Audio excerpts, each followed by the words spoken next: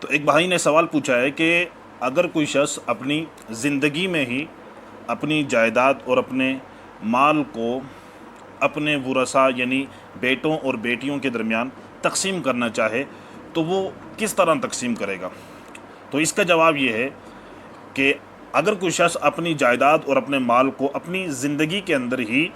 اپنے ورثاء یعنی بیٹوں اور بیٹیوں کے درمیان جو ہے وہ تقسیم کرنا چاہے تو وہ برابر برابر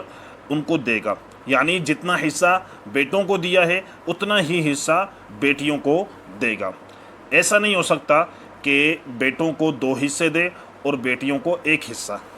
کیونکہ ایسا تب ہوگا جب یہ ترکہ ہو، تو یہ مال ترکہ نہیں ہے بلکہ یہ شخص اپنی زندگی میں ہی یہ مال تقسیم کر رہا ہے۔ تو چنانچہ علامہ طحاوی نے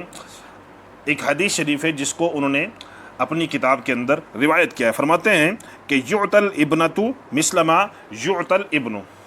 بیٹی کو بیٹے کی مثل دیا جائے گا، جتنا بیٹوں کو دیا ہے اتنا ہی حصہ جو ہے اتنا ہی مال جو ہے وہ بیٹیوں کو دیا جائے گا، اور فقہائے کرام نے اسی کو مفتہ بہ قول قرار دیا ہے۔ تو لہٰذا کوئی شخص اگر اپنی زندگی میں ہی اپنی جائیداد کو یا اپنے مال کو اپنے وارثوں یعنی بیٹوں اور بیٹیوں کے درمیان تقسیم کرنا چاہے تو وہ برابر برابر تقسیم کرے گا، جتنا بیٹوں کو دیا ہے اتنا ہی بیٹیوں کو دے گا۔ ہاں اگر کوئی اولاد ایسی ہے کہ وہ دیندار ہے، یعنی اس کے بیٹوں میں سے ایک بیٹا دیندار ہے